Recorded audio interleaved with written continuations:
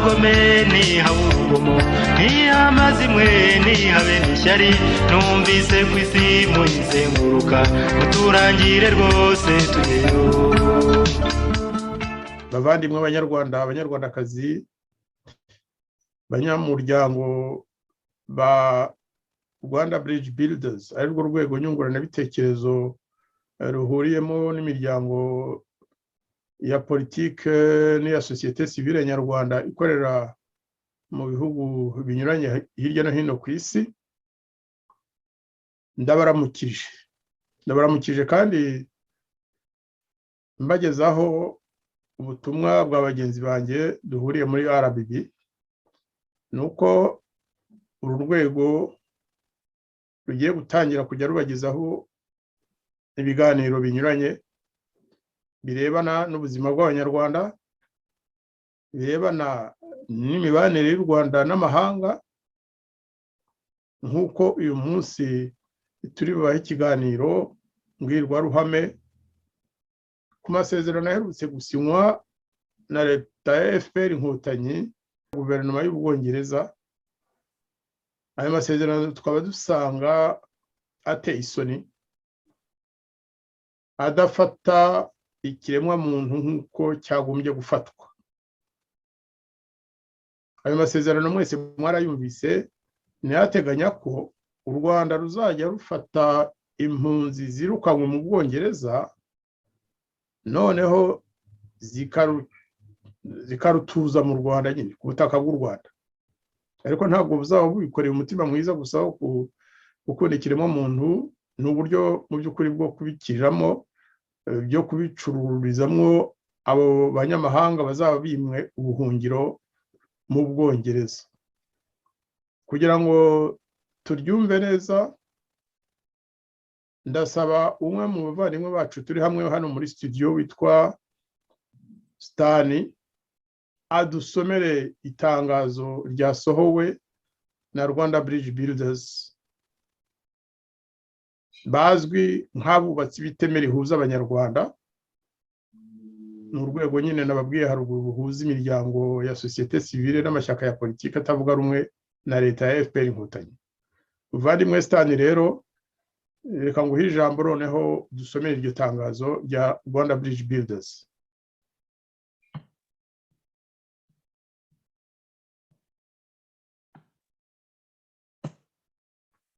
Murakoze cyane bwana Jean-Marie, kandi mbanje no gusuhuza abagenzi banje turi kumwe muri iki kiganiro. Nkuko rero yaramaze kubaha incamake, iryo tangazo riteye ritya: itangazo ryo kwamagana amasezerano yasinywe hagati ya leta y'u Rwanda n'Ubwongereza yo guhererekanya impunzi z'abanyamahanga nk'ibicuruzwa zivanwa mu Bwongereza zikajyanwa mu gihugu cyacu cy'u Rwanda. Iryo tangazo riragira riti: urwego nyunguranabitekerezo rwibumbiyemo imiryango itegamiye kuri leta n'amashyaka ya politiki atavuga rumwe n'ubutegetsi bwa FPR Inkotanyi, ruzwi mu izina rya Rwanda Bridge Builders cyangwa RBB, abubatsi b'iteme rihuza abanyarwanda, ruramaganira kure amasezerano agayitse leta y'u Rwanda yagiranye na leta y'Ubwongereza ku itariki ya 14 z'ukwezi kwa 4 muri uyu mwaka w'ibihumbi 2022, agamije guhererekanya no kugurishanya impunzi z'abanyamahanga aribo twakwita asylum seekers, zimwe ubuhungiro muri icyo gihugu cy'Ubwongereza zikoherezwa mu gihugu cy'u Rwanda nyuma y'uko u Rwanda rwemerewe akayabo k'amafaranga menshi ahwanye yenda gusaga miliyoni 158 z'abanyamerika. Iki rero ni ikibazo gikomeye kuri aba bantu bazajyanwa mu Rwanda b'inzirakarengane, bari kugurishwa nk'ibicuruzwa. Ibi bintu tubizi kera cyane ku gihe cy'ubukoloni, aho abantu bagurishwaga nk'ibicuruzwa. bikaba kandi ikibazo ku banyarwanda bari kwicwa bagasimbuzwa izo mpunzi nk'uko bimenyerewe mu gihugu cyacu muri ino minsi, hamwe no guteza umutekano muke ku mugabane wa Afurika.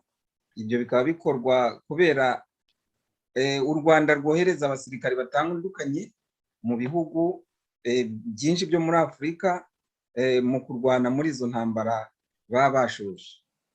Izo mpunzi iyo zigeze mu Rwanda zihita zihabwa imyitozo ya gisirikari, zigatoranywamo abacanshuro, noneho u Rwanda rukabajyana hirya no hino hatandukanye guteza intambara muri ibyo bihugu nk'uko nari maze kubivuga. Urugero ruri hafi rufatika ni nk'imirwano ikomeje kubera muri Mozambique, kandi u Rwanda rufitemo uruhare, rwaroherejemo bamwe mu mpunzi zajyanwe mu Rwanda, cyane cyane izo duheruka kwibuka ari izavuye mu gihugu cya Libya. Ubwo rero mu ijambo Minisitiri w'Intebe w'Ubwongereza mu kiganiro yagiranye n'abanyamakuru, Bwana Boris Johnson yasobanuye ko ayo masezerano amaze gusinywa yuzuye, kandi u Rwanda rufitemo ubushobozi bwo kwakira ibihumbi by'izo mpunzi mu myaka iri imbere, uhereye igihe amasezerano asinyiwe, mbese kugeza mu myaka iri imbere. Urumva ko ari umugambi muremure, kandi leta y'Ubwongereza mu gihe cy'ibanze cy'aya masezerano ikazishyura u Rwanda amafaranga angana na miliyoni 120 z'amapawundi, arizo twasanze ko zingana n'izo miliyoni 158 z'amadolari y'abanyamerika. Komite mpuzabikorwa rero ya Rwanda Bridge Builder, abubatsi b'iteme rihuza abanyarwanda, imaze gusuzuma neza ibikubiye muri aya masezerano hagati y'icyo gihugu cy'Ubwongereza na leta y'u Rwanda, yasanze uyu ari umugambi mubi ukubiyemo ububisha, ubugome, ubugambanyi bwo guhererekanya abantu nk'aho ari ibicuruzwa, ishingiye ku nyungu z'agatsiko k'abantu bake bayobowe na Perezida Paul Kagame. Ibigomba kwitabwaho muri iki kiganiro, ukurikije uko mubonye bimwe mu bikubiye muri iri tangazo, ariya masezerano anyuranye n'amategeko mpuzamahanga arengera impunzi. Icya kabiri, u Rwanda ni kimwe mu bihugu byo ku isi gifite abenegihugu benshi bagihunze kandi cyananiwe gucyura. U Rwanda ni kimwe mu bihugu bibiri bya nyuma ku isi bifite abaturage batishimye. Icya kane, raporo zose inyinshi z'uburenganzira bwa muntu zerekana ubugome n'ihohoterwa bikorerwa abaturarwanda. Icya gatanu, u Rwanda rwagiranye amasezerano nk'ariya n'ibindi bihugu nka Israel mu bihe byashize, kandi nacyo cyagezeho koko abazanywe mu Rwanda bisanze mu bukene n'ibibazo biruta ibyo bahunze. Benshi muri bo bahisemo kuva mu Rwanda bahungira mu bindi bihugu by'abaturanyi nka Uganda. Urumva ko ari imikino u Rwanda ruba ruri kwikinira kugira ngo rwifatire ayo mafaranga.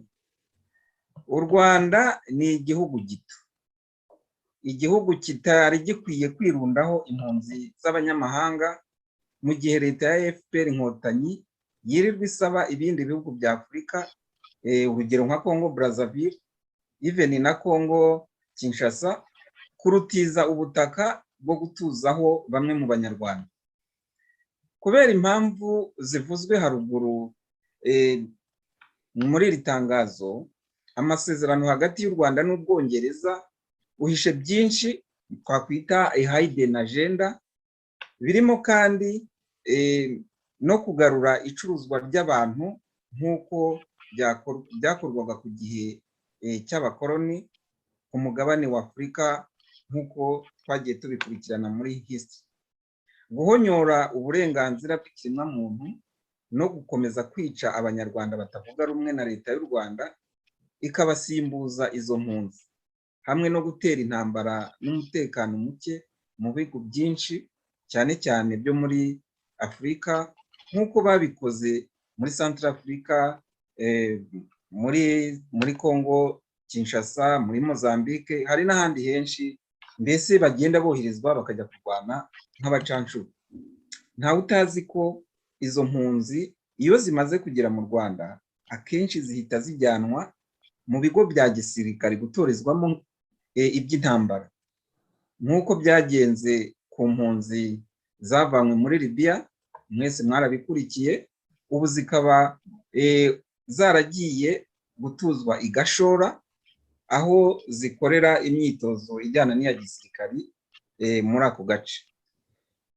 Umuryango w'abibumbye ariwo twakwita Loni, hari n'indi miryango myinshi, harimo Kiliziya y'Abangirikani yo mu Bwongereza, byose hamwe bikomeje gusaba ko uburenganzira bwa muntu bwakubahirizwa, yamaganye rugikubita aya masezerano n'imigambi mibisha ya leta ya Kigali. Rwanda Bridge Builder RBB nk'uko mubimenyereye, cyangwa se abubatsi b'iteme rihuza abanyarwanda, yongeye kwamagana yihanukiriye aya masezerano yasinywe hagati y'u Rwanda n'iki gihugu cy'Ubwongereza. Ni muri urwo rwego kandi RBB yongeye gusaba abanyarwanda n'ibihugu by'amahanga kwamaganira kure aya masezerano ntacyo basize inyuma. Birababaje rero kubona leta y'Ubwongereza yitwa ko yubakiye ku mahame ya demokarasi no kubahiriza uburenganzira bw'ikiremwamuntu igwa mu mutego w'ingoma mpotozi ya Perezida Paul Kagame. Leta y'u Rwanda ubwayo ntishoboye no gukemura ikibazo cy'impunzi zayihunze kandi zikomeje kuyihunga ibihumbi magana n'amagana, ikaba yarabahejeje hanze ndetse ikanabasanga hanze igiye kubicirayo, ikaba itarashoboye kugira icyo ikora. Ni gute yashobora kwakira impunzi zivuye mu bihugu byishoboye nk'igihugu cy'Ubwongereza? Ubwo murabyumva ko ari ikibazo, ari naho tuvuga tuti harimo igihishe inyuma, ari byo twita hidden agenda. Rwanda Bridge Builder RBB nk'uko nabibabwiye nyine, uru rwego nyunguranabitekerezo rwibumbiyemo imiryango itegamiye kuri leta n'amashyaka ya politiki atavuga rumwe n'ubutegetsi bwa FPR Inkotanyi, irasaba rwose imiryango yose ishinzwe kubahiriza uburenganzira bw'ikiremwamuntu ifatanyije na Loni, kimwe n'indi miryango, umuryango w'ubumwe bwa Afurika, gukora ibishoboka n'amaperereza byihutirwa yo kumenya umugambi w'icuruzwa ry'impunzi hagati ya leta y'u Rwanda n'ibihugu by'ibihangange nk'uko bigaragaye kuri iki gihugu cy'Ubwongereza. RBB kandi iboneyeho umwanya wo gusaba leta y'Ubwongereza gushyira mu gaciro ikareba uko yasinyura aya masezerano. Leta y'u Rwanda nayo kandi isabwe gukemura ibibazo by'abanyarwanda ku buryo byihutirwa biyireba, aho kugira ngo ibe rwivanga itangire kuvuga ko ishoboye gukemura ibibazo by'abandi bantu bari bakiriwe neza muri ibyo bihugu byateye imbere. Leta y'u Rwanda irasabwa kurekura ubutegetsi kuko bigaragara ko inaniwe, igafungura urubuga rwa politike mu Rwanda, abanyarwanda b'impunzi bagatahuka mu bwisanzure, kandi buri munyarwanda aho ari hose agahabwa uburenganzira bumukwiye bwo kubaka igihugu cye cy'u Rwanda. Muri makeya rero, iryo tangazo mumaze kumva ibikubiyemo naha rishorejwe. Murakoze. Murakoze cyane muvandimwe Stani Rwanda rugari. Ngira ngo iri tangazo twe nk'abantu b'abanyamuryango ba RBB turarizi, ariko kandi abaryumvise ubwa mbere kuri iyi shene bakenera ko tubasobanurira bimwe mu byo tutavuze mu itangazo. Ubwo rero nagira ngo niba hari ufite ingingo yongeraho cyangwa asesengura kurushaho cyangwa ashaka kugaragariza zimwe mu mpande tutavuze muri iri tangazo nyine, yafata ijambo. Ndahera kuri bwana François turi ku nkiko, usanzwe ari n'umuvugizi wa Rwanda Bridge Builders, abubatsi b'iteme rihuza abanyarwanda. Nyuma ngakurikizaho bwana Theobald Rutihunza, ari nawe ushinzwe ibibazo byo kurengera ikiremwamuntu muri RBB. Muvandimwe François. Murakoze. Nanjye mbanje gusuhuza abatwumva bose. Ndaramutsa abanyamuryango b'urwego rw'abubatsi b'iteme rihuza abanyarwanda, urwego RBB. Ndaramutsa abanyarwanda aho bari hose ku isi. Ndaramutsa n'inshuti z'abanyarwanda aho ziri hose. Mu by'ukuri numva iri tangazo risobanutse neza, kubera ko rivuga ku kibazo cy'ingorabahizi kimaze kugaragarira muri aya masezerano u Rwanda rwagiranye n'Ubwongereza. Ikintu cya mbere kigaragara nuko mu by'ukuri aya masezerano nanone ni ikindi kimenyetso kigaragara cyerekana isura nyayo y'ubutegetsi bwigaruriye u Rwanda, kubera ko cyane cyane byanagaragaye mu bantu mumaze kureba uko za komanteri ziri kuza ziturutse hakurya no hino ku isi. Noneho n'abandi banyafurika bajyaga bavuga ngo agatsiko kayoboye ubutegetsi mu Rwanda, agatsiko gafite ubutegetsi mu Rwanda ngo ni intangarugero.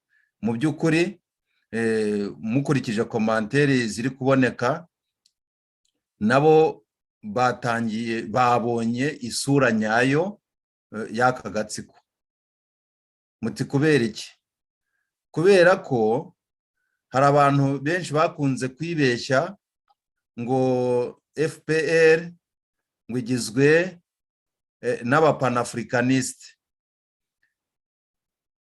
ariko ubu ngubu biragaragara yuko ahubwo bitwaza ishusho bakavuga ibintu bimwe, ariko mu by'ukuri ishusho bitwaje bikaba nka rya rindi abantu bakunda kugereranya bavuga bati impyisi yitwikiye uruhu rw'intama nayo ijya mu ntama, kandi umugambi wayo ari uwo kurya izo ntama. Na hano niko bimeze. Ntabwo ari ukuvuga ngo FPR ishaka gufasha bari abantu yagiye gusinyira amasezerano, ahubwo hakubiyemo ibintu byinshi. Ikintu cya mbere ni icyo gucuruza abo bantu igakorera amafaranga. Ikintu cya kabiri nk'uko muri iri tangazo bivugwamo ni uko yitwikiza abantu bafite ingorane, abantu bashatse bahunze aho bari bitewe n'impamvu zitandukanye, bashaka kugira ngo barebe ko bakwibonera ubuzima bwiza buruta ubwaho bari. Noneho yo ikabitwikiza ikajyanamo abandi bantu bo kuzajya gukoresha mu bikorwa bibi irimo. Na hariya byavuzwe yuko byaje kugaragara yuko hari abantu bagiye bava muri za Libya. Muribuka yuko hari n'abagiye mu Rwanda nabyo byaragaragaye ko hari basinye bavuga yuko hari abavuye muri Afghanistan bagiye mu Rwanda, ibyo muri Israel nabyo birazwi, ariko burya byanakunzwe kuvuga yuko muri bariya bantu hashobora kugendamo biriya bintu by'ibyihebe, noneho ibyo byihebe bikagenda bigakoreshwa muri bya bindi byo guteza umutekano muke mu karere kacu, ndetse ndashaka kuvuga mu karere k'ibihugu bigari k'ibiyaga bigari bya Afurika, ndetse no mu tundi turere turi kure ya kariya karere. Ndagira ngo nibutse yuko mbere yaho bitigezwe bivuga iriya miryango iterwa bari abantu b'ibyihebe, ariya amagurupe bavuga ibyihebe ngo by'abisilamu byiyita ko ari byo mu idini y'Isilamu, ariko ntaho bihuriye mu by'ukuri. Mwibuke yuko byaje kuza nyuma y'aho Kigali itangiye kuzuza ibintu bijyanye n'aya masezerano yo kuvuga ngo barakira impunzi ziturutse mu tundi turere dutandukanye tw'isi. Nongere mbivuge, hariya muri Afghanistan muzi abantu bari bahari, muri Libya naho bizwi abantu bari bahari abari bo, abantu ba nyabo. Muribuka abigeze kuva muri Israel yuko bageze mu Rwanda bagatoroka n'amafaranga bari bahawe. Hari abatanze ubuhamya bavuga yuko amafaranga bahawe ahubwo bageraga i Kigali bakayabaka, kandi ibihugu byarayatangaga bizi yuko Israel hano, mbese umuntu avuze concretement, Israel yari yabageneye amafaranga yo kugira ngo azababesheho mu minsi ya mbere bageze i Kigali. Ariko abantu bavuye mu Rwanda bagatoroka bagaca muri Uganda bakongera bakagera mu Burayi bw'iburengerazuba, ndetse hari n'uwasubiye muri Israel, bose bongeye kugaragaza yuko mu by'ukuri ayo mafaranga i Kigali yayabakaga. Murumva rero yuko hariya nta kintu kizima kirimo, ahubwo iki ni ikindi kimenyetso kigomba gusobanurira Afurika yose yuko tugarutse muri bya bihe by'ubucakara, bya bihe byo kugurisha Abanyafurika mu binyejana bya 14, 15, igihe abazungu bazaga bakaza kwikorera abasore n'inkumi b'Abanyafurika bagiye kubakoresha mu by'ubucakara. Muzi yuko baguraga abantu. Na hano rero ni ubundi buryo bugarutse. FPR ntabwo ikorera Abanyarwanda, FPR ntabwo ikorera Abanyafurika, ahubwo biragaragaye yuko ikorera abo nyine bagashaka buhake, abo bacuruzi b'abantu. Ibi bintu rero bigomba kwamaganwa. Tugomba gukora uko dushoboye. N'Abanyafurika bari bakibeshya, nabo bakabimenya nk'uko banatangiye kubyamagana ari benshi, bagakomeza, ahubwo kari agatsiko bakamenya yuko bagomba gukora uko bashoboye bagafasha Abanyarwanda kugira ngo mbese u Rwanda rusubirane ba nyirarwo, u Rwanda rubu rw'Abanyarwanda, na bariya bakeneye ubuzima bwabo mu Rwanda ntaho bazabubona, kuko bagomba kumenya ko ahubwo n'Abanyarwanda babirukana mu gihugu cyabo. Birazwi yuko hariya i Kigali nabyo tutiriwe tubigarukaho andetaye, ahubwo nubwo ababizi ari bake, nabyo bigomba kongera kuvugwa. Abantu baravuga ngo bagiye gufata impunzi zo hanze bate, kandi bene gihugu hariya muri za Banyahe n'ahandi hose murabona barabirukana, abantu ntibagira aho bari. impunzi z'abanyarwanda ziri hanze nk'aho bavuze ngo bagiye gukora imishyikirano babagarure, ahubwo ako gatsiko karirirwa gahamagarira urubyiruko rw'abanyarwanda ngo nirugende ruje kubahiga aho bari. Ibyo ngibyo nabyo ni ibintu byavuzwe n'uriya Kabarebe yabivuze ubugira kabiri. Ibyo nabyo ni ibintu bizwi. None se no muri iriya tangazo ahubwo mwabonye yuko bari gutangaza ayo masezerano basinye, mwabonye yuko bavuze ngo ntabwo bakeneye impunzi zituruka mu bihugu bituye hafi mu bihugu duhana imbibi. Bavuze amazina, bavuze ko badakeneye abaturutse muri za Tanzania, mu Burundi, muri Congo no muri Uganda. None se mwakagira imana mwe ko umunyarwanda yavuze ngo ijya kurisha ihera ku rugo? Murumva koko ibyo ngibyo wa mugani ibyo bavuga n'ibyo bakora bidatandukanye? Ubwo rero ntabwo nakwiharurira ijambo, tumureke twese turisangire, ariko birumvikana ibyo biriya bikorwa n'ibikorwa tugomba kwamagana. Tugomba guhamagarira inshuti z'abanyarwanda zikabyamagana, nk'uko mwabibonye mu muryango w'abibumbye Loni barabyamaganye. Biriya bintu rero ni ibintu rwose bigomba kujya kure y'abanyarwanda, nta nubwo ari kuvuga ngo mu Rwanda gusa, kure y'abanyarwanda, kuko nta cyiza kirimo rwose. Ni ibintu nanone byo kuzanira abanyarwanda ibintu bibi, kuko n'ubundi abanyarwanda baraharabitswe na biriya ni byo kuza guharabika isura ry'umunyarwanda aho yaba ari hose, uwo yaba ari wese.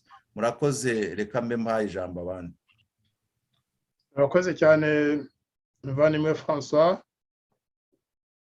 Reka noneho ijambo Theobald Butihunza, unashinzwe ibibazo bireba kurengera uburenganzira bw'ikiremwamuntu mu gihugu cyacu ariko no muri rusange, niba hari komantere yakoraho. Murakoze bwana ambasaderi kumpa ijambo. Ndagira ngo ndamutse abitabiriye inama bose muri aho. Komera cyane. Nk'uko abandi bose rero bamaze mukomere, nk'uko abambanjirije bamaze kubivuga, ariya masezerano ateye ubwoba n'inkeke, kuko ariya si amasezerano ahubwo yagombye gukorwa no ku mugaragaro ngo yamamazwe. Ariya ubundi asanzwe akorwa na activite zikorwa n'ibyihebe, kuko le trafic d'êtres humains ishyirwa mu bucuruzi bw'ibiyobyabwenge, ishyirwa mu bucuruzi by'intwaro, ndetse yunguka amafaranga menshi cyane ubwo bucuruzi bw'abantu. Kugeza ubu buri mwaka babarura miliyari zirenga 35 z'amadolari yinjizwa n'abo bantu. Mbere byabanje kuba ku bagore, biba ku bakobwa bajya kubacuruza, ariko biri kugenda bifatira intera cyane cyane ku bakuru b'ibihugu bafite ibibazo. Iyo atangiye kugira ibibazo bashaka uko abikemura. U Rwanda rero kubera ko rukunze kuba urwa mbere hose mu gushaka gukemura ibibazo by'abandi, ni urwa mbere. Netanyahu yashatse kwirukana impunzi 40,000, ariko abura uko abigenza, kuko yabonaga abantu bamurebera bati aba bantu babyirukana bajyana he, yabo yabitaga ngo ni les infiltrés. Hanyuma biza gutuma abo bantu uko bari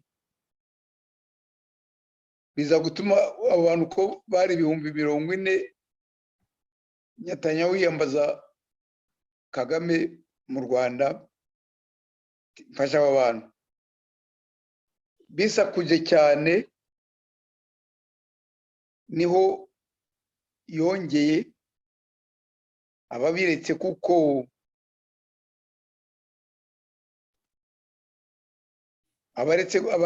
ababiretse kuko ibyo bintu byamenyekanye n'ukuntu abo bantu bageraga mu Rwanda bakamburwa nk'uko François yabivugaga mu kanya hanyuma ibyo bintu biba bihagaze gato ubwo ibyo ntibyashyiriye ubwo babonye bigenze gutyo bati ikiraka kije muri Libiya impunzi zari ziri gukwamirayo abanyalibiya ndetse bakabagira bamwe abacakara kurenza uko babigenza bati reka twegere Nations Unies HCR twegere na OIWA noneho bakoresha ikimenyane bafitanyeyo n'uriya munyacadi witwa Fakiri abaha ikiraka cyo gucuruza abanyarwanda bava muri Libiya bamwe bajya mu Rwanda bagezeyo ubwo n'ubundi no kubashakira iyo bajya bageze gukomoza kuba bavuye muri Afghanistan nabwo abanyamerika banze ko opinion publique yaho ibemera yemera izo mpunzi zivuye muri Pakistan na ideology yabo bati mubohereze mu Rwanda niho bishoboka u Rwanda rurabakira rworejwe babavunjemo amafaranga none byo wundi Johnson Boris agize ibibazo ngira mwumvise iminsi mikuru yakoresheje mwumvise ko banamuciye amafaranga kandi batangiye kumaza bati ko bavuze ko Brexit izajyana no n'igabanuka ry'impunzi none akaba ziyongera urumva impunzi si uzitera impunzi ziterwa n'ibibazo bituruka iwabo ariko ashaka kubikemuza Kagame atumiza Kagame ati ndaguye ifaranga ariko mukize ibi byago ikibazo cyo mu Rwanda si nuko ayo mafaranga ahubwo bayakorera ayo mafaranga barayabona impunzi zikajyayo ariko izagezeyo ndababwira ko bavuga ngo bazabazituza nako ziperereza nta hantu namwe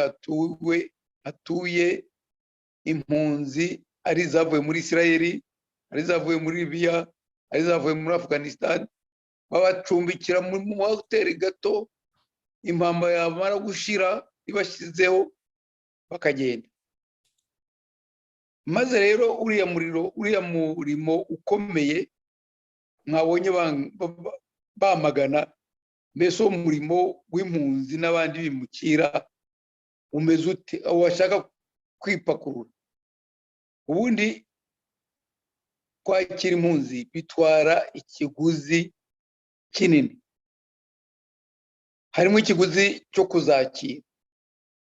kuzakira ariko iyo ushaka kuzakira neza umenya n'ikizigenza ese barahunga iki harimo kuzihumuriza harimo mbese kubanza kuzifata neza kugira ngo zishire ubwoba uwo murimo rero utwara amafaranga menshi cyane ndetse ubwo iyo uko kubakira bisaba noneho kubacumbikira kubashakira aho baba baruhukiye aho baruhukiye hatunganye ibyo nabyo bitwara amafaranga aho hantu hatunganye ni ahantu hari ibyangombwa byose ari iby'isuku ari uburyamo bwiza ndetse n'abantu babitaho cyane cyane ko baba baje batavuga indimi baraza nyirango habonye impunzi ziri kuva muri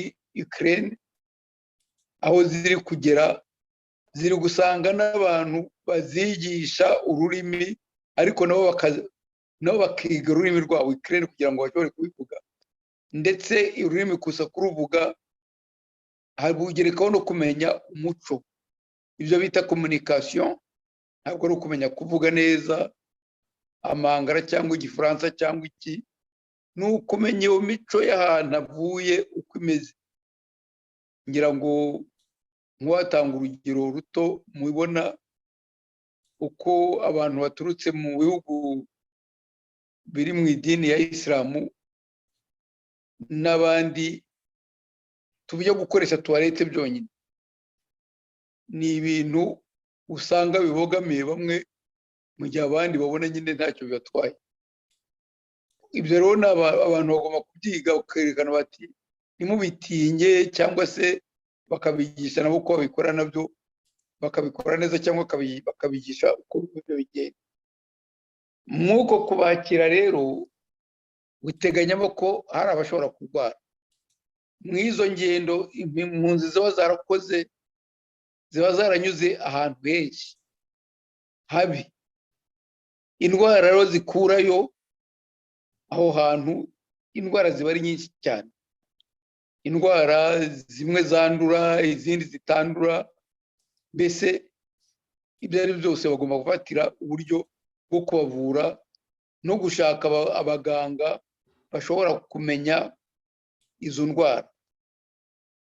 Ibyo iyo bimaze kuboneka bagakubitiraho noneho ekipe yo kwiga amadosiye y'abo bantu. Ese koko abo bantu ni ba migrant, ni impunzi, barahunga iki? Ibyo rero bisaba nanone ekipe zizi kumenya aho hantu impunzi zivuga zituruka. Nk'uvuga ati jewe nturutse muri Ukraine, ubona ukuntu yakirwa vuba kuko ikibazo cya Ukraine kiba gihari.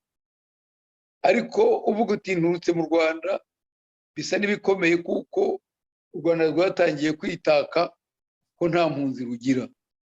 Urumva ko ubwarwo yewe ndetse ubonye n'amakuru aturuka muri ambasade y'Ubufaransa avuga ko ibintu ari byera ngo de, ko za raporo zo muri Amerika umenya abo batajya bazisoma. Avuga ko ibintu ari byiza, uretse ko yashyizeho n'agashya noneho nabonye yaratangiye gushinja Abafaransa. Ibyo rero byose ni umurimo ukorwa utangwaho amafaranga. Ibyo byose rero noneho namaze kubona ibyangombwa, ntabwo babonye akazi, ntabwo babonye icumba azajyamo, kuko agomba kubisa rya cumbi ryo mu bashaka azil, akajya mu yandi macumbi. Hari ukubona akazi, hari ubundi buzima busanzwe aba yinjiyemo, nabyo hagomba ubufasha. Ibyo byose rero ni umurimo ukomeye, ariko ibyo bihugu bishaka kwipakurura bikabyegeka ku bavuga bati nimutwihereye amafaranga, muduhe abo bantu dufite aho tuzaberekeza. Aho bazaberekeza rero bazabarisha ingona, abandi babajyane mu bihuru. Muzi ko hari abo bavuga bati hari umuntu wigeze kujya gushaka abantu bavugaga bati barabuze mu Rwanda, u Rwanda rutanga raporo ngo yagiye muri Kongo ngo ingona zaho zaramuriye. Ni uburyo bwo kwikuraho icyo kibazo ayo mahanga ashaka gukora, akitwaza u Rwanda kugira ngo rufashe gukemura ibyo bibazo rwigize nyiranabizi. Muri make ibindi bibazo byenda naza kubisubiza, ariko iyo mirimo bashaka kwipakurura bayegeka ku Rwanda, uretse ko rutanayishoboye ariko rubishakamo indonke, kuko ayo mafaranga natwe tugereho, ayo mafaranga bagereho, ariko ni amafaranga y'amaraso. Uzi kugira kontara n'umuntu iyo kontra ntuyirangize. Muri make nkaba mbona icyo kibazo cyo kwamagana hari amasezerano dukwiye kuyamagana, tukamenyesha cyane na biriya bucuruzi bw'abantu. Buriya bucuruzi bw'abantu gituma mbese babwito harimo gukura abantu aho bari ubajyanayo ku nyungu z'ikiguzi z'amafaranga.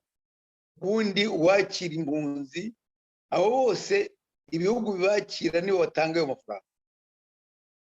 Ntabwo rero ibyo bihugu bijya gutrafika ubwo muntu bwabo, kuko ubwo ndetse n'izo mpunzi zari zikwiye igihe zimaze kwicara neza nazo zikabona uburyo bwo gushimira ibihugu byazohereje, ibihugu nako byazakiriye. Ibyo bihugu byazakiriye biba bizitezeho umukiro, bivuga biti tuzabikoramo, bavuga bati tuzahabyarira abana, bavuga bati mbese tubonye une deuxième patrie kuko iya mbere twayibuze. Ariko urumva n'abohereza mu Rwanda se zabayo deuxième patrie niyi, kandi azajya aho ngaho bagiye kumucuruza no kumucunaguza, cyane cyane ko geze gukomozwa ko n'impunzi zo mu Rwanda ahubwo zabuzeho zikwirwa. Murakoze.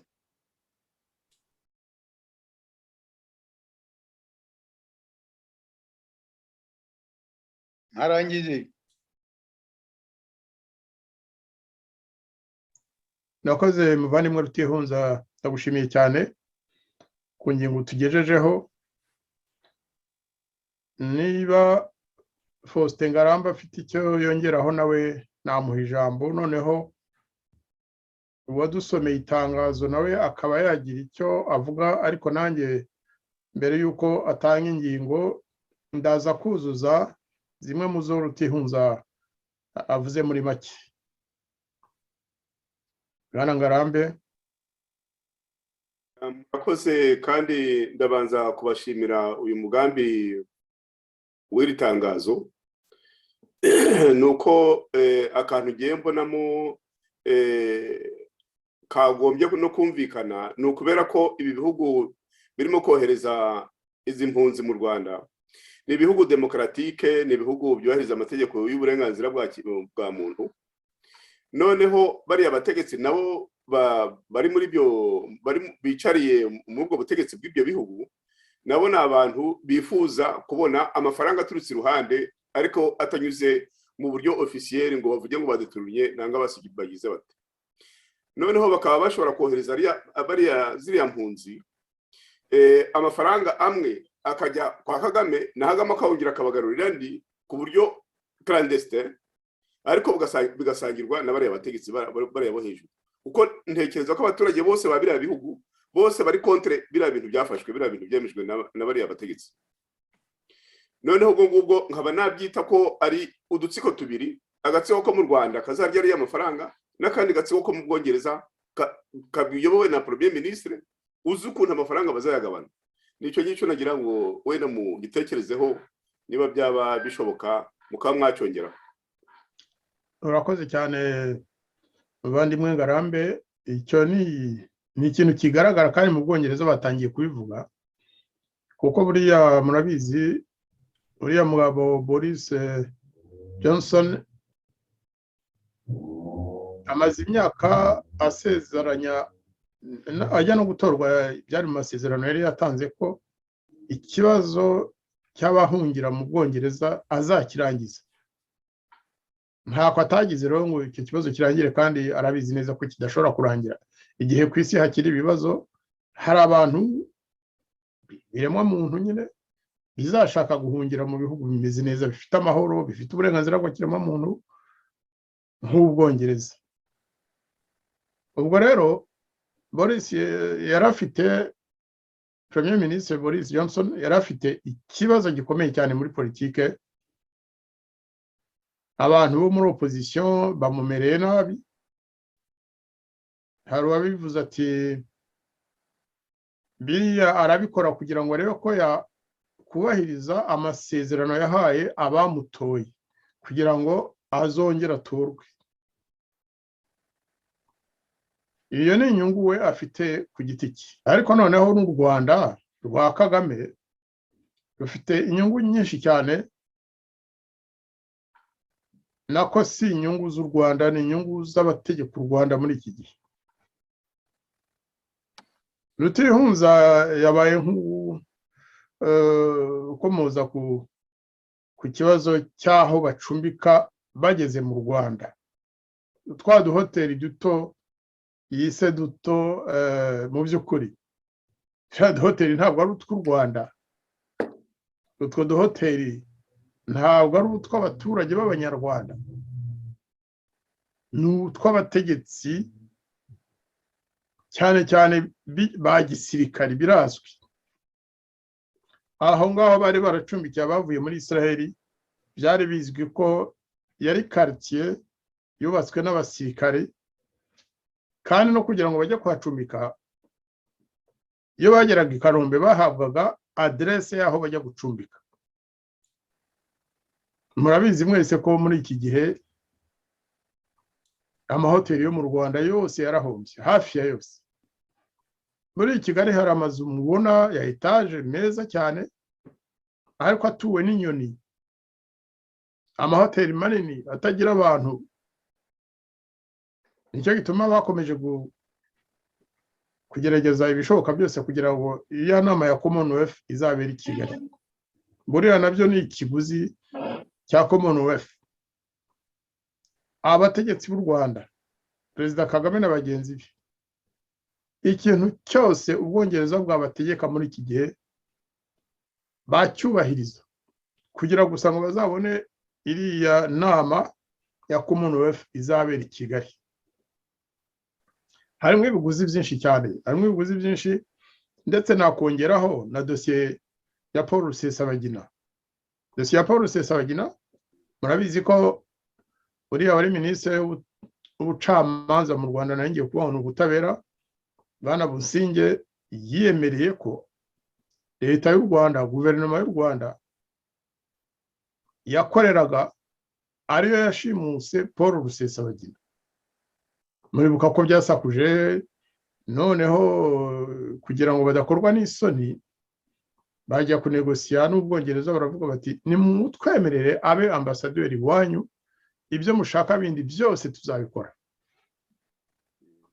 Bihurira rero ko na Boris Johnson yari afite ikibazo cyo kurangiza amasezerano yari yarahaye abenegihugu n'abagomba kumutora kugira ngo akomeze ategeke guverinoma ya kiriya gihugu. Mu by'ukuri rero ni abantu babiri bahuye, buri muntu afite ubukene mu byo yari yaremeje abandi, aravuga ati kugira ngo mbuvemo reka nemere icyo basabye cyose, mbese mere nk'indaya muri politiki.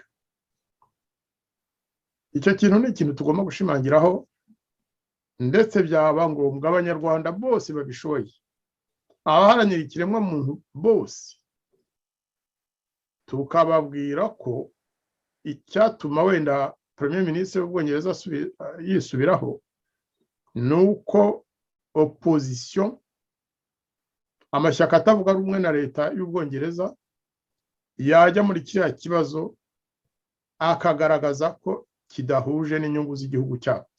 Noneho no mu Rwanda Abanyarwanda nabo bagakora ibishoboka kugira ngo mu Rwanda abaturage bamenye ko kuzana ziriya mpunzi, Bwana Rutirihunza yabisobanuye, ntabwo byumvikana ko umuntu uje gusaba ubuhungiro mu Bwongereza dosiye itarigwa, bakavuga deja ngo yinjiye magendu, kandi dosiye yo kumuha ubuhunzi itararangira, kubumuha cyangwa kubumwima, bagahita bamwohereza mu kindi gihugu. Ese bazajya mu Rwanda bahinduke ba asylum seekers, les demandeurs d'asile, yitwa ko ari abantu baje kuba impunzi mu Rwanda, cyangwa bazaba bafite statut yindi? Nimba mara kuba impunzi mu Rwanda kandi ninde noneho uzaba bafite mu biganza? Ni leta y'u Rwanda, ni Ubwongereza, cyangwa ni HCR? Harimo umukino wo gushaka mu Bwongereza kwivanaho icyo kibazo, u Rwanda rukavuga ngo ruragihawe. Ariko buriya hageze bamaze kugera mu Rwanda, hakaza guverinoma yindi mu Bwongereza ikavuga iti iyo kontra mwagiranye na Johnson ntabwo tureba na Boris, wasanga mu Rwanda bafite ikibazo gikomeye cyane. Ikindi rero, gufata umuntu wahunze ukamujyana ku ngufu mu gihugu atigeze yifuza guhungiramo, ugafata umuntu wo muri Nigeria cyangwa wo muri Egypte cyangwa muri Ethiopia cyangwa igihugu icyo ari cyo cyose, wo muri Syria, ukamufata i Londres ukamushyira ku ndege ukamuhereza i Kigali, akajya mu gihugu atazi, mu gihugu atifuza no kubamo, mu gihugu atakwifuza gusabamo ubuhunzi. Murumva ko binyuranye rwose n'amahame yo kurengera ikiremwa muntu asanzwe. Nta nubwo ari ugushakisha ngo harimo amategeko akomeye cyane tugomba gukurikiza. Amahame yo kurengera uburenganzira bw'ikiremwa muntu arabangamiwe cyane. Ariko cyane cyane icyo tugomba kujya tugaragariza abanyarwanda nuko ibiba muri ziriya nzego zose si mu nyungu z'abanyarwanda, ni mu nyungu z'agatsiko kayoboye igihugu cyacu. Amahoteli yabo yarahombye n'ibindi byinshi, kandi muzaba mubireba. Twibukije ko abari baturutse muri Israel hafi ya bose bagiye Uganda, kandi baciye muri Panya Road, bahajyanywe na babandi babazanye, babinjizaga i Kanombe bakabohereza mu duhoteli twabo, bakabacuza amafaranga bahawe. Noneho umunya-Eritrea cyangwa undi yabona ntacyo asigaranye, wawundi wari umucumbikiye nawe yabona ko wawundi atagifite amafaranga yo kuba yamwishyura, akamubwira ati reka nkubwire rero, reka nkujyane mu baturanyi bacu niho hari amarariro, akamufasha akamutwara n'imodoka, ndetse n'imodoka yabatwaraga irazwi. Ati reka tukujyane Uganda niho hari ubuzima bwiza. Bahagera ikibazo kikaba kibavuyeho, ariko hagati aho barinjije. Murumva harimo ubugegera bukomeye cyane, harimo ubugegera bukomeye. Singarutse kuri bwa buryo nanone bakoresha bwo kugira ngo barakurite abasirikari bajya guhungabanya umutekano mu bihugu byo mu karere, cyane cyane RDC. Buriya muri bariya boherejwe mu minsi ishize harimo abanyarwanda, ariko harimo n'abatari abanyarwanda. Muri Mozambique nabwo birazwi, hagiyeyo abantu baturutse muri Libya. Ndagira ngo wenda Mpestani Rwanda rugora ijambo agaragaze ukuntu uriya mushinga uhabanye, unyuranye n'amategeko areba ikibazo cy'impunzi. Igihugu gifite uburenganzira bwo gufata abaje bakigana bagihungiyemo, kikabohereza nk'imbohe mu kindi gihugu badashaka. Murakoze cyane Bwana Jean-Marie, murakoze kandi na bagenzi banjye turi kumwe, kimwe n'abandi bose bari gukurikira iki kiganiro, abanyarwanda bose aho bari, n'abandi benshi batari abanyarwanda. Nagira ngo mbabwire ko iki kibazo kugeza uyu munota gihangayikishije abantu benshi. Twatangiye kugira abantu duhura bakatubwira bati no, ibi bintu ntabwo bizashoboka. Hari abantu twahoze tuganira kare baravuga bati nabo muri iki gihugu cyo muri Afurika y'Epfo baravuga bati ahubwo yaba byashobokaga ngo uriya mu perezida ajyanwe mu rukiko. Ubundi abantu bo muri Afurika y'Epfo barababaye cyane kubera ibibazo bagize nyine muri ibihe bya apartheid. Usanga bitandukanye cyane n'ibyo abantu bacu bagiye bagira mu bukoloni, kubera ko hano abantu bakeya bahise bikubira ibintu byose, mbese babashyira ku ruhande. Iyo urebye ukuntu biba bigabanyije abantu barabagiye kubatuza ku manga n'ibindi. Noneho rero hari nk'umuntu twagana avuga ati koko uyu muntu w'umuperezida udashobora gushyira mu gaciro akihanukira akiyemeza ngo agiye kuvana abantu bagiye kwishakira ubuhungiro, bagiye gushaka umutekano, akabavana iyo yose kubera inyungu ze z'amafaranga agiye kubaguramo. Noneho rero bakomeraho bati uyu muntu ni ukudusebya. Ntiwe yambwiye ati umuntu ni ukudusebya, ayongeye gufata Afurika nk'aho ari ikimoteri cyo gusukamo ibintu by'imyanda. Ubundi biriya bihugu bikomeye, abo bantu bagenda binjirayo bafata nk'aho ari umwanda. Niho Johnson uriya yavugiraga kuri Paul Datre, aho bagenda binjirira avuga ati nafashe umugambi ukomeye kandi uzajya mu bikorwa, aba bantu bazajyanwa mu Rwanda kandi nibagera mu Rwanda gahunda twafatanye n'u Rwanda izubahirizwa. Ubwo rero nk'uko buri muntu yagiye abivugaho na Jean Marie yaramaze kubivuga, we yari ukugira ngo yereke abo mu ishyaka ye cyangwa ibyo yemeye imbere y'amatora ati umugambi nabemereye ngiye kuwugeraho, reba mbivugiye ku mugaragaro. Noneho rero nko mu gihugu cya South Africa cyangwa se muri Afurika muri rusange, reka tubifate nk'aho ari uyu mugabane wa Afurika. Ngewe ubwanjye birambabaje kumva ko abantu bari gucuruza. Noneho nk'abari muri iki gihugu yambwiraga ati aka ni agasuzuguro, uyu mugabo bita Kagame aramwumva, ati yagombye kujyanwa mu rukiko kubera ko ari gushaka kubuza uburenganzira abantu bari bifite umutekano w'aho bahunze.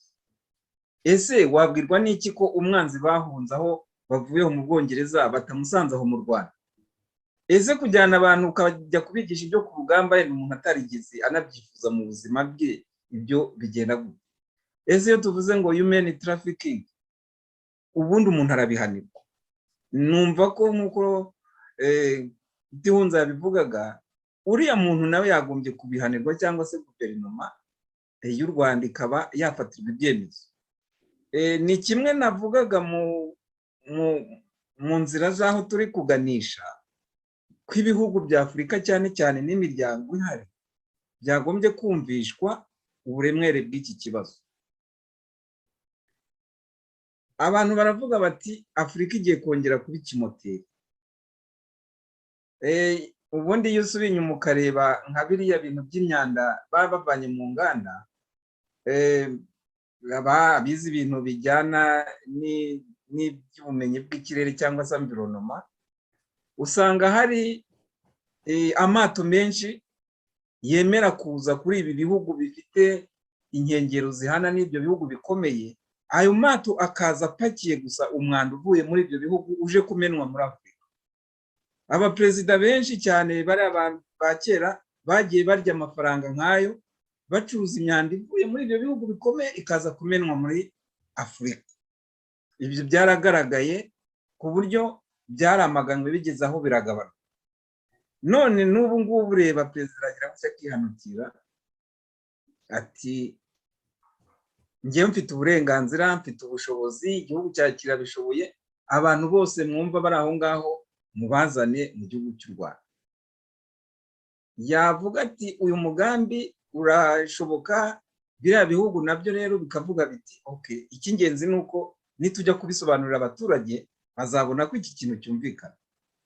Aba bantu koko bagiye mu gihugu isi yose yirirwa iririmba ngo ni igihugu cyateye imbere, nawe akavuga ati kandi ibyo nabemereye murabona ko mbigeze. Urumva ko ari ikintu yisobanurira umuntu utabizi arabyumva. Noneho ku ruhande rero rw'u Rwanda rwacu, Perezida Kagame n'agatsiko ke nawe akavuga ati iby'abanyarwanda ntacyo bimbwiye, nibakomeze bangare, abahunze bahera iyo ngiyo, n'abashaka kuvuga tubasangayo tubice, ariko tuzana abandi mu gihugu ndetse bazanagira uruhare rwo kudufasha muri ibyo bikorwa by'ububisha. Noneho ugasanga nanone bigarutse inyuma kuri wa mugabane wa Afurika. Nongere ntange urugero kuri Mozambique. Byagaragaye ko nubwo byari muri politiki yo hejuru, ko mubanye inyeshyamba zari zihari zateraga Mozambique, bamwe muri izo nyeshyamba harimo abanyarwanda, ari nayo mpamvu yihutiye kugira ngo atange ibihugu bya SADC koherezaho ingabo kugira ngo abone ukuntu abanyuza mu cyuho atazafatwa mu mugambi wo kumva ko abamerisoneri bari baravuye mu Rwanda. Nk'uko rero Ubwongereza, ubwo ni ingingo nshaka kurangirizaho, ubu urabona ko Ubwongereza nabwo bwaguye mu gisebo, nk'uko nyine biriya bihugu bikomeye ntabwo twavuga ngo birahasebera, ariko bwaguye mu kibazo kuko Abongereza ubwabo bamwe baravuga bati nta gasoni, isura yacu muri kuyandarika. Icyo ni kimwe. Noneho rero Kagame nuko adaseba bujya muri Mozambique, iyo ibihugu bya SADC bikoze evaluation y'intambara igeze, bari bazi abasirikari b'u Rwanda cyangwa se abahagarariye abasirikari b'u Rwanda bari bazi ko izo nama zizazikorwa n'intumwa z'u Rwanda zikazamo, barabangira barababwira ngo ntimuzazemo, babahisha n'uburyo bwo kugira ngo bazabe bahura n'abanyamakuru. Noneho evaluation ya mbere igaragaza ko umutekano uri kurindwa neza ku ruhande rwa SADC, ariko biyongeza igihe. U Rwanda bwije France yari yararuteganyirije itangira kuyigabanya kuko yavuga ko imigambi bayemereye itagezweho yo kwinjira muri Tanzania, yo gukora ibyo bishakiye.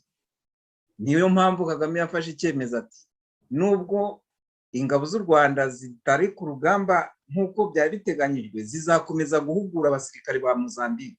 Ubu nicyo cyiciro barimo, ngo bari guhugura ingabo za Mozambique, ariko ari ukugira ngo bacengere.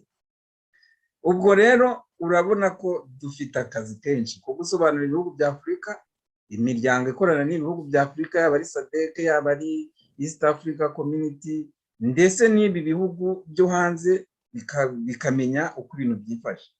Nk'Ubwongereza muri rusange, urabona ko bo bari bakoze deal, nakwita deal, bazi ko itazagaragara, ariko kubera ko igihugu cy'u Rwanda ari abo bazajyamo, mwabonye inyandiko nyinshi abantu bari kwandika baza abo bantu bati twebwe turi kujyanwa muri biriya bihugu kubera iki. Abandi nabo babonye maguya zisanzwe zikorwa n'u Rwanda bakavuga bati ese Ubwongereza ni abasazi. Ubu ahubwo Ubwongereza nabwo bugomba gusobanurirwa, muri gukorana n'umujura, muri gukorana n'umuntu navuga ko imigambi ye ijyana no kubaseresha, kubera ko arabandaritse, kandi narangiza yigaramire genda wasanga n'amafaranga ariya bavuze hari abo yamaze kuryaho, ayazaryamwe azaryamwe ayo ngayo we akomeza. Muri rusange rero nkaba nabonaga kugira ngo uyu mugambi mubisha uhangayikishije abanyarwanda, icyo ni kimwe, kubera ko ingorane barimo zo gukomeza kwicwa no guhunga zizarushaho gukomeza. Icya kabiri, uyu mugambi uhangayikishijwe abo bantu bagiye kujyanwa mu Rwanda, nk'uko Rurahunga n'abandi babisobanuye, bavuze bati umuntu bamubujije uburenganzira bwe. Icya gatatu, Afurika irababaye,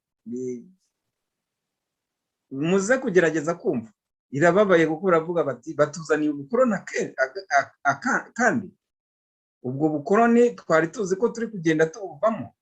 None umuntu mukuru w'umuperezida, ubundi nagira ngo mbabwire ko ibihugu bya SADC, uriya muperezida w'iwacu Kagame, baramuciye nuko agenda yikurura, baramubwiye ngo wowe uri kirumira habi, urakora ibi ngibi uri kutubeshya, ntitugukeneye. Uzanarebe burya ku ikarita ibihugu bimaze kwinjira muri SADC, agahugu k'u Rwanda gasigaye karimo hagati, ariko ntibashobora kukemera.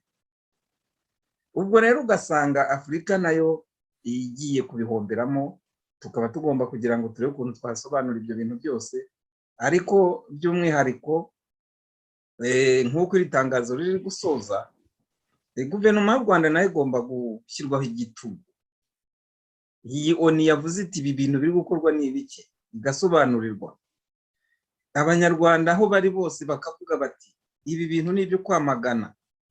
Mbese tukareba ukuntu ibintu byajya mu buryo dushingiye aha hantu cyangwa se n'ibindi byabaye, ariko ku buryo iki kibazo atari ukuvuga ngo turareba inyungu zacu gusa, ariko nabo ari abantu bashaka kugira ngo bajye kugurishwa muri kiriya gihugu tubarwaneho. Murakoze. Urakoze cyane muvandimwe Stani ahangaha rwose urangirije ni ahantu hakomeye. Ninde uzegera biriya bihugu n'imiryango mpuzamahanga itishimiye kiriya gikorwa, itishimiye ariya masezerano? Nta wundi nitwe. Ndetse navuga ko atari Rwanda Bridge Builders yonyine, ni abanyarwanda bose bakunda ikiremwamuntu, ni abanyarwanda bafitiye impuhwe abanyarwanda muri rusange, ni abantu bifuza ko ariya masezerano yasubirwamo, ni abifuza ko bariya abantu basabye guhungira mu Bwongereza bahabwa uburenganzira bwabo bwose nk'ibiremwa muntu.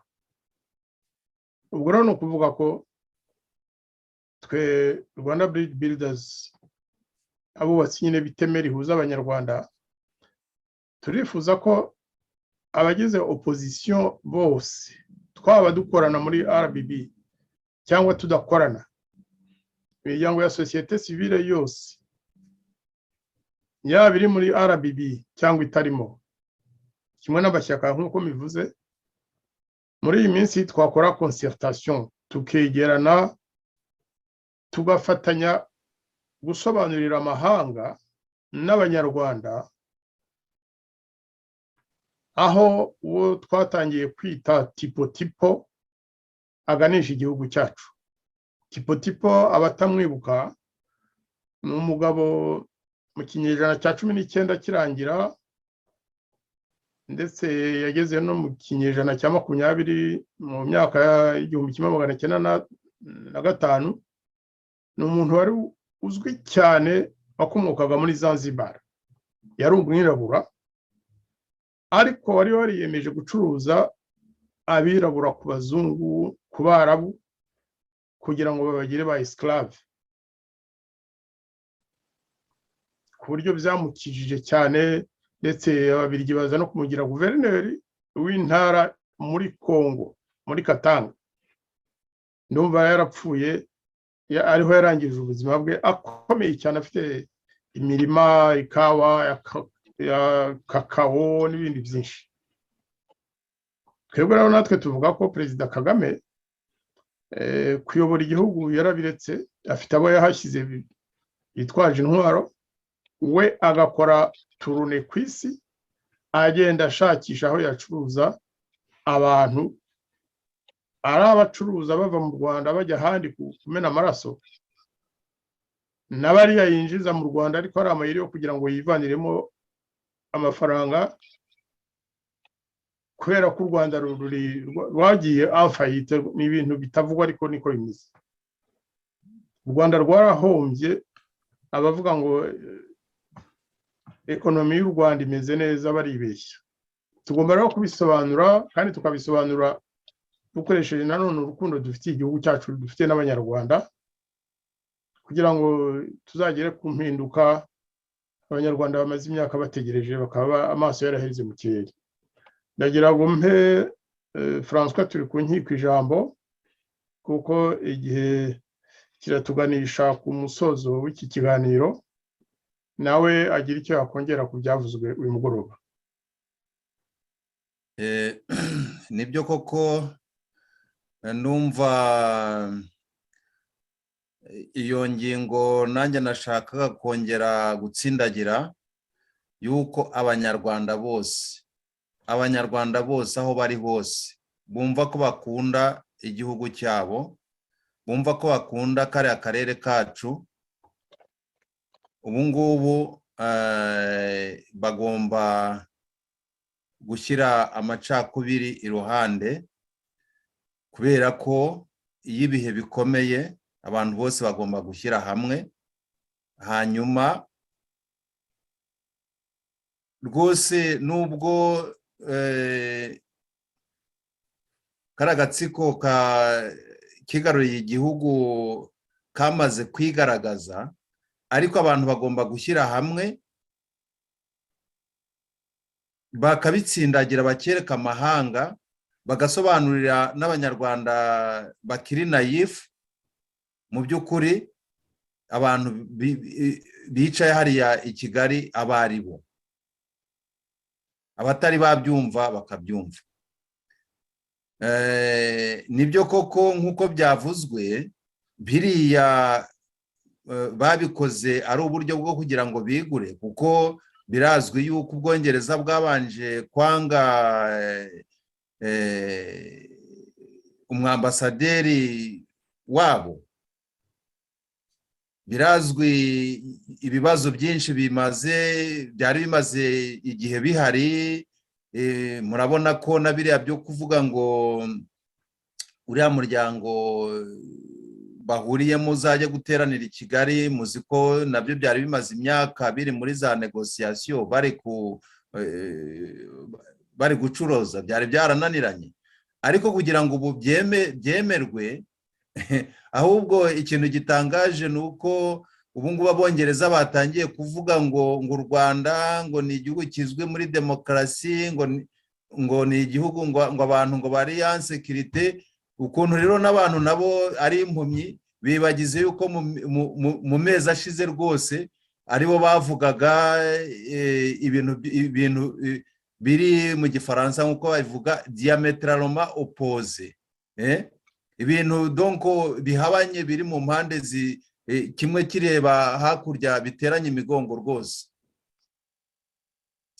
None se bagiye kutubwira yuko kubera yuko bamaze gushyira imikono kuri ariya masezerano mu Rwanda, bariya basore bafunzwe babafunguye, ba Cyuma se bafunguwe, ba Karasira se bafunguwe, ba Ingabire se amashyaka yabo bayahaye ubuzima gatozi, ko bavuga ngo u Rwanda rurimo demokarasi, ko twarondora. Hanyuma se bari abaturage birirwa bicwa n'inzara babonye ibyo kurya, bari abana bagwingiye se ni ukuvuga yuko noneho kubera ko basinye ari amasezerano, abo bana bahise bakira bwaki, abantu badafite imishahara, abantu badafite akazi bahise bakabona. Ubwo ni ubuzima, donc les problèmes sociaux, ibibazo byo muri sosiyete nyarwanda byahise bibonerwa umuti.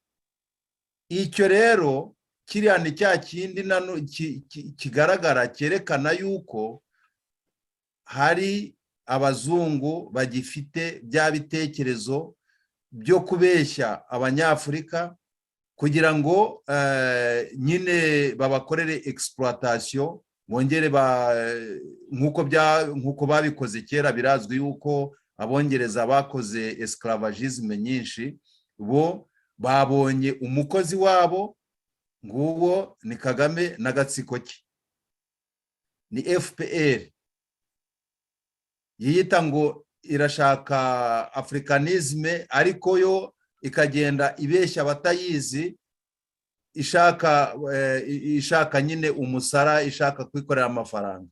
None se nyine nk'uko bizwi, ndagira ngo nongere mbigarukiyeho, abarwanyi bavuye muri Afghanistan baratekereza ko bagiye bakicara hariya mu Rwanda, nibo bajya gukoresha. Birya rero abantu bumva Abanyarwanda ngo babuze, bumva ngo abantu bapfuye, ese baba bicwa n'abandi. Hari n'igihe abantu batekereza ngo ni bari abana bari mu ngabo za FPR, naho ari byo bisumizi bagiye kuzana, akaba ari byo biri kujya guhotora abantu. Abantu baravuga bati twebwe ntidushaka impunzi ziturutse mu karere kacu, mu bihugu duturanye. Nyamara ikintu tugomba kumenya n'abantu batazi, nk'abantu bo muri Afurika batazi, ni uko ahubwo ibihugu iyo bishaka abantu gufasha abantu b'impunzi, bishimishwa no kwakira abantu begeranye kubera ko bafite umuco ujya guhura. Urugero, nubwo hano muri Ukraine murabona hari ibibazo, ariko Abarusiya bafata abantu bo muri Ukraine ntibabirukana. Kubera iki? Kubera ko imice yabo iregeranye, indimi zirahuye. naho abandi bagiye kubazana ngo bagiye kuzana abantu batazi n'icyo bahuriyeho, ni bya bindi nyine byo kuza n'ubundi buryo bwo gusenya igihugu, n'ubundi buryo bwo gutandukanya abantu bari bahuje umuco ukabazanamo abandi. Birumvikana nyine, ntabwo nirirwa mbigarukaho cyane kuko bagenzi banjye babivuzeho. Ni icyo ngicyo nyine nashaka kugira ngo twongere tubigarukeho rwose. Ubwo ndatekereza ko urwego RBB ruraba mu miryango ifata iya mbere, ntituvuge mu kinyarwanda gusa, ahubwo tukavuga no mu ndimi z'abandi bakeneye kubyumva bavuga. Ndongera ntanga urundi rugero rwose rwerekana yuko abantu batishimiye biriya, cyane cyane no mu banyafurika. Nabonye abantu bo muri Eritrea bavuze bati aho kugira ngo njyewe nzaje mu Rwanda, ati nzahitamo kwiyahura rwose. Numva ibyo bintu mwabibonye. Ni byinshi cyane, ntabwo twabivuga ngo tubirangirize mu kiganiro kimwe. Tuzabigarukaho kubera ko nk'uko byavuzwe nanone sibwo bwa mbere. Ikindi kintu nashaka kwerekana, ibi bintu Abongereza bakoze, bari barashatse no kubikorana na Ghana. Igihugu cya Ghana kibatera utwatsi rwose mu kwezi kwa mbere, niba mbyibuka neza, mu kwezi kwa mbere k'uyu mwaka. Ghana yarababwiye ati twebwe iyo mikino ntayo tujyamo, ibyo ntabyo dukeneye. Nuko rero nibyo narindi kuvuga, nti tugomba kuba mu miryango ya mbere yafata initiative, tugakora ibiganiro no mu zindi ndimi, n'abandi cyane cyane abanyafurika bakumva, kuko burya ngwija kurisha ihera ku rugo. Ariko n'abanyafurika nibabyumva, n'abandi bose, kuko mwabonye ko imiryango rwose mpuzamahanga yose, uhereye kuri ONU ukaza kuri iriya miryango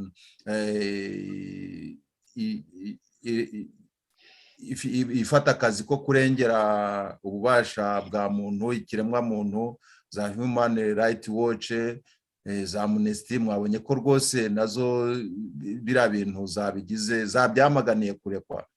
Ntabwo rero tugomba kubyamagana gusa ngo duhere mu itangazo rimwe, ahubwo tugomba no gutumira n'abandi banyafurika nabo bakaza bakavugira no ku miyoboro yacu, kugira ngo twese dufatanye hamwe.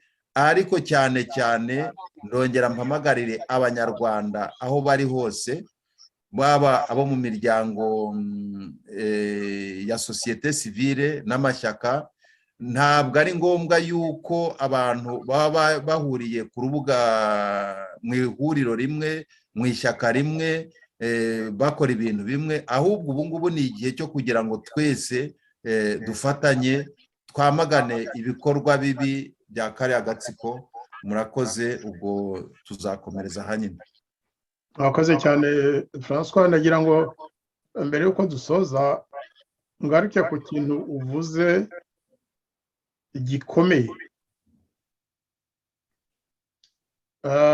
ririya curuzwa ry'abantu rigaragaza ko Perezida Kagame n'ingoma ye mu by'ukuri bitwara nka tipo, bitwara nk'abacuruza abantu. Ibyo bintu tugomba kubisobanurira abanyafurika bene wacu bakabimenya, kuko bakomeje kubeshywa cyane bababwira ko u Rwanda ari igihugu kiyobowe neza, ko Perezida Kagame atinyuka gutuka Abafaransa, batinyuka kubwiza abazungu ukuri. Ibyo birashoboka ko abikora cyane cyane yabashyiraho igitutu kugira ngo bamuhe nyine icyo ashaka. Ariko mu by'ukuri twibuke amateka amwe n'amwe uko byagiye bigenda. Twibuke Kadafi icyo abazungu bamujijije ni uko yashaka gushyiraho umuryango w'ubumwe bwa Afurika ufite ingufu, ufite amafaranga ukoresha. Hari umuntu ufite ariko ntuze ebyiri harimo za eko wenda yaba ahagaritse appareil imwe kuko biratuma ijwi ryumvikana nabi.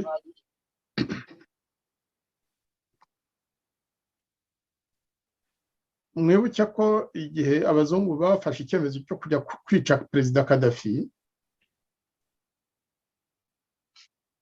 umuryango w'ubumwe bwa Afurika wakoze inama y'abaperezida n'abashefu de gouvernement bemeza ko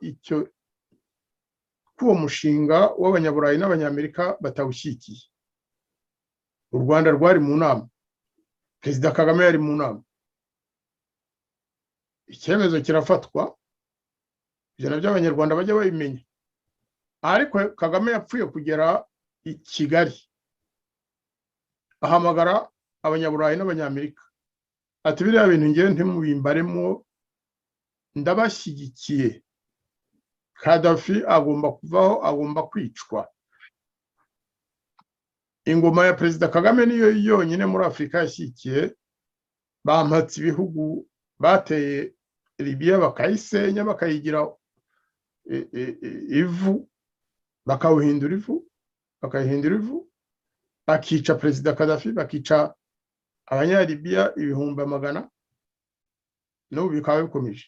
Mwibuke kandi mbere y'uko ibyo biba, Gaddafi yari yabwiye abazungu cyane cyane abanyaburayi, arababwira ati ibyo mukora mubikore, ariko rero ndabasezeranyije ko nimumara kumvana ku butegetsi cyangwa munyishe, abanyafurika bazaza ari benshi bahungira muri Libya, kuko Gaddafi yabwiraga abanyafurika ati mwasubiye mu bihugu byanyu ko hari ahantu mugiye kujya nta buzima muzaba muhafitiye.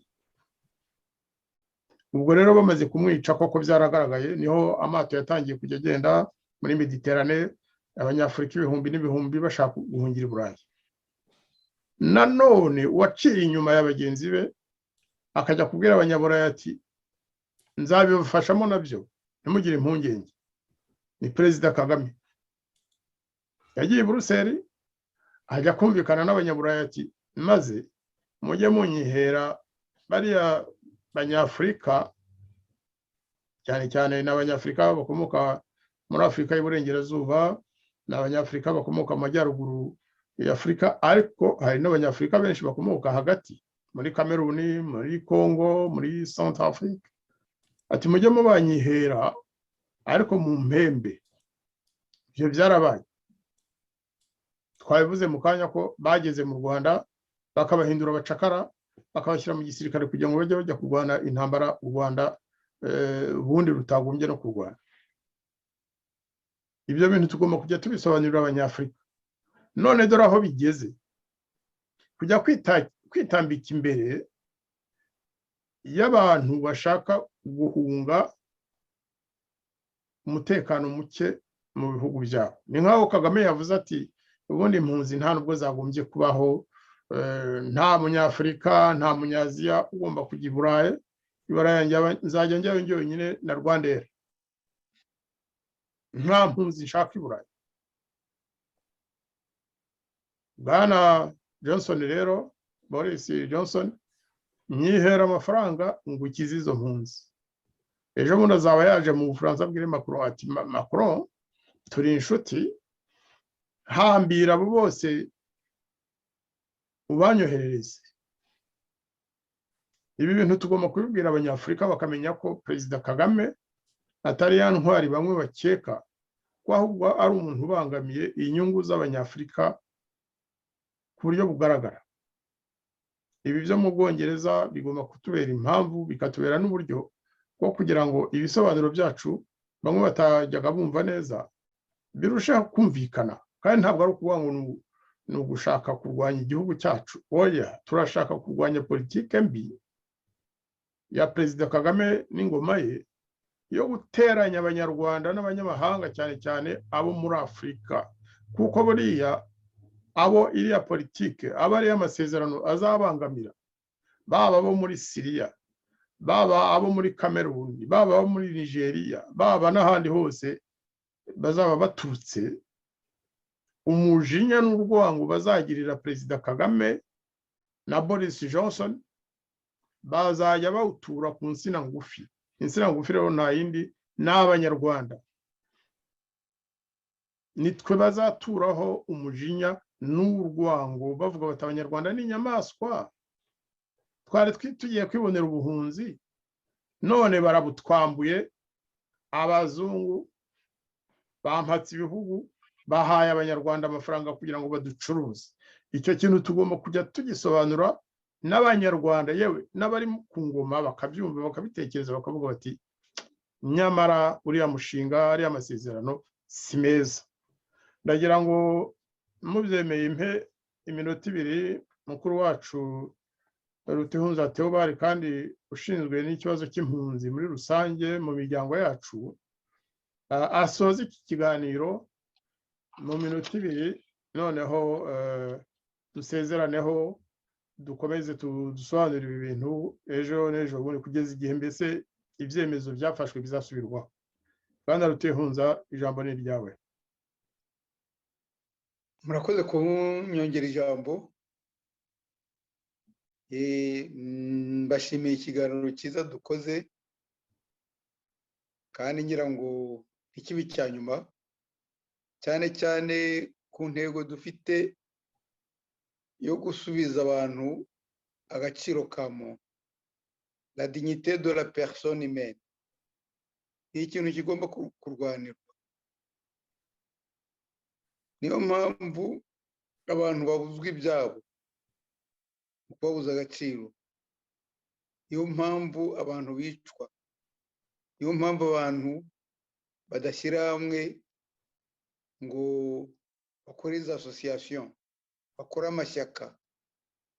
Niyo mpamvu wumva abanyabukorikori, navuga abantu b'abahanga tuzi bagira talent, bagombye guteza igihugu imbere, wumva bishwe kuko umuntu ari azi guhanga, agira ibihangano.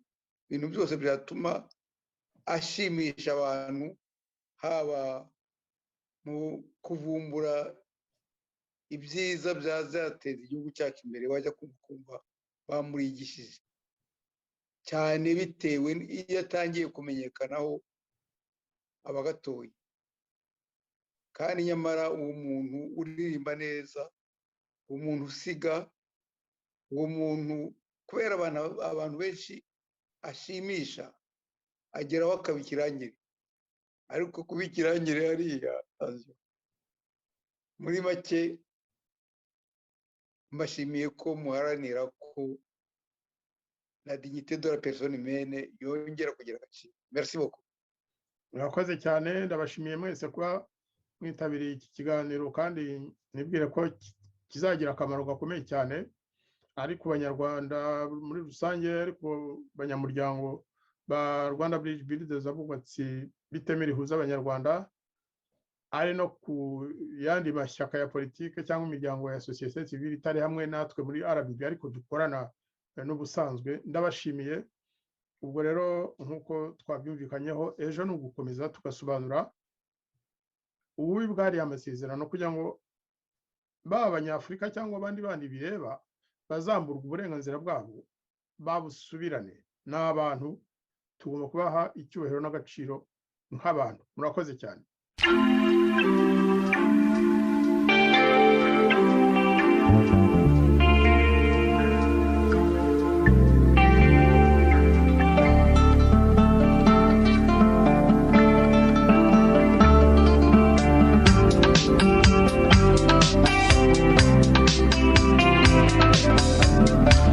Hano ni hemwa bagenzi mwe, hataba abagome nihaba urugomo, ntihamaze imwe ntihabe n'ishyari, numvise ku isi muyizenguruka, muturangire rwose tugeyo.